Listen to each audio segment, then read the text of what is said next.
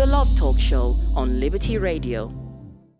The first tonight's tip is that be authentic. I really thought about this first tip, be authentic, because I remember very well when we started dating. Okay. I don't know if you if you remember. Probably not. But I remember very well when we started dating. We're talking about this. You have to be very honest with each other, be authentic. Because what is this? There is something that I remember when we started dating that I told you. Do not lie to me. Okay. This is include. Because these I remember. I told you that. Never lie to me. So be authentic. How can I say? For example, you have to show who you are for this person. You are dating, for example. This first tip is even for you that you are prepare yourself to date or you are in a relationship. So you have to show who you are. It's not like that, for example, because when you are know someone, you have the tendency to to impress this person. Oh yeah, you want to show the best side. And then you start say good things about yourself, like I am very calm. You know, I am very patient. And not only saying, but showing the best side. You show, and then when you get married, and then the reality comes. But look, Karina, there is nothing wrong in showing my best side. Because we are not saying that's okay. Oh, so I will be authentic. And from now on, when we go out for dating, I will not even comb my hair. I will not even use any perfume. I will be who I am. It's not like that. That will be a disaster, okay? Please. This is not, being authentic. You are showing that you are careless. Yeah, but you have to show who you are, your personality. Yeah. It's not to deceive your partner, You are dating, and then when you get married, it's another person, totally different. Yeah. When you have the intelligent love, when you exercise and put in practice the intelligent love, you understand that lie is not an option. It's completely out of the equation. It's not something that we should tolerate. Of course, we're not saying that we are perfect. People, they are not perfect. They may, fail. All of us, we have our flaws. But this being authentic is about to be true, to be who you are. As Karina was saying, if you are dating someone, it's you allow that person to know who you are. Being authentic. Being authentic about your past, being authentic about your experiences. Because these things... Your dreams also, your goal. Your future, Everything. your past, your future. Things you like, things you don't like as well. Because some people, they are not authentic. And then they start dating someone. And they follow everything the person wants. They don't say, I don't want this, I don't accept that. Like you said, lies. Don't lie to me. Some people, they accept it because, okay, if I do not accept it, I may lose my partner. Just to please. Yeah, just to please the person. It's true. The second one is don't keep secrets from each other. Yeah. By the way, Very important. this is strongly connected to the first one, because when you are authentic, you have no reason to keep secrets, right? You have no reasons to try to live a second life or to have some closed doors. Pastor, some people, when I cannot even understand this, some people, they have their phone with passwords that different passwords, or they have a second phone or something, or a second account on Facebook, on Instagram, trying to hide something, not being sincere, open up everything that is going on in their minds, their thoughts. And there is something that is priceless about not keeping secrets, because you have peace. Yeah. Because when you are keeping secrets, you have always to remember that same lie. And one lie will generate another lie. Yeah. And it will become like a snowball. We call the snowball, right? Exactly. Yeah. The third and last tonight's tip. Never compare your relationship to others. Yes. Comparisons, they are never fair, especially when you're talking about relationship. For example, when you compare, not even comparing, with your parents, I don't know if you remember, but I even remember now the love story of Pastor Renan and Carla. And Carla was saying that she was brought up in an amazing family. You know, her father, Union. her father is a man of God. Bishop Carlos is in Brazil.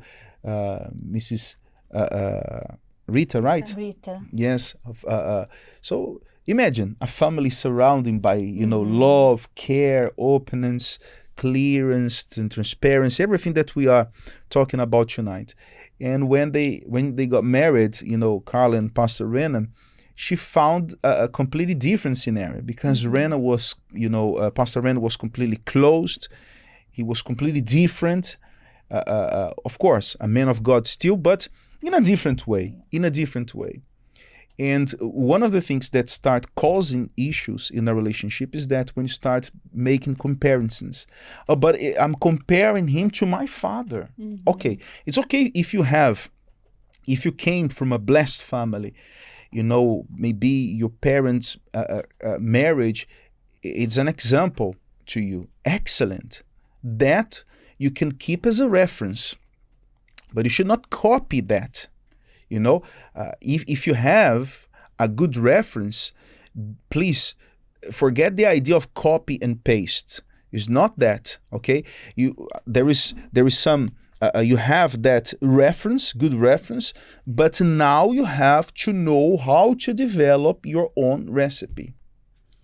Because there is an old saying, the neighbor's garden is always greener. Yeah. Is it like this? Yeah. Unfortunately. Is that correct, Sean? Yes, but the grass is always greener. Yeah. So when a person is comparing, they always, they have this, I don't have this. They go out like this. He treats her in this way, or she treats him in that way, and you don't treat me the same. You're not like him. You're not like that.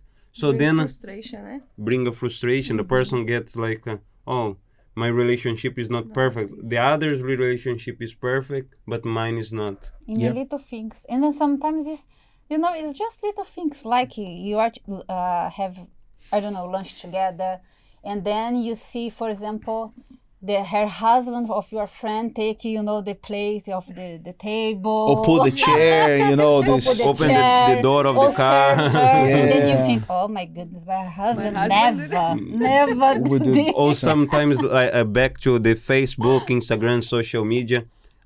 You see, you don't post pictures together. Yeah. Together. Why you don't like me? You don't post Put some picture together. decoration. Why there is no a picture of both of us that in your profile and all of these things? Why you didn't like my picture? I Oh, post no. this picture. Yeah. You see, the other one is always liking their pictures. yeah. So Yeah, maybe he's always in social media, declared himself for his wife, say so nice words, and my husband never. What happened? And that's terrible. That's terrible. But So happen a lot. a lot. And that's a bad. It's not a bad thing, but sometimes when we are sharing some of the experiences we had in marriage, people we know that people, they use that in their marriage to against their partner. Against and saying, oh, can you see?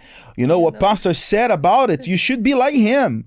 Or, the husband saying, oh, do you remember what the wife said about it? So you should be like her. Hey, please don't do it. Once again, don't throw us in your mess. Keep us out. When we're just giving you, some tips, what worked for us. But it's your responsibility to make this marriage to work. When you compare your spouse to someone, even if you have a good intention, but that's terrible. I even remember a couple that they were facing serious problems because of that. The husband was trying to help her wife, because she needed to lose some weight, and he was trying to help her. But looking in how I'm seeing where this story is going. you can see, So He was doing like that. Oh, can you see? You have to do that kind of exercise. Can you see that lady? So they used to walk in the park and see, that ladies, doing exercise. Why don't you do that? Why don't you do that? And then the wife, so you're looking to her? Yeah, Create more problems. Yeah. he thought that by, helping. Motivating her. Motivating, yeah. Yeah, but this motivation was killing her. Yeah. Was destroying her because she was looking, oh, can you see? I'm not good enough. And all of these things. Yeah, he's look for her. He think that She's better, she's beautiful. yeah. More beautiful And than it me. creates also some complexes, some insecurities, and we spoke about building up confidence, trust. When a person do those things, they are destroying the trust, the confidence, because the person become like, why he's looking at her? Yeah. Why she's looking at him? Why they're always, this person look at her and think they are better than I? And then this makes the person to feel low, with the low self-esteem and so on. And by doing that, you are showing that you are not applying intelligent love. Because, I'm sorry, this is not intelligent. Because what is the idea of a marriage? Marriage is a partnership for life. Okay? So we are together. We are together. When you say, I do, on the altar, confirming, sealing that pact, that covenant you are making to the person, you became one. You became one. So just let's think a little bit. What does that mean? If she sinks, do you really think that you will, be roaring? No, you sink also. That will be your destiny as well. So it's not intelligent for me, at no circumstances to put my partner down. And believe me, comparisons, they would just do that. Again, even if you have the best intentions, but sometimes intentions, they cannot be translated. The Love Talk Show on Liberty Radio.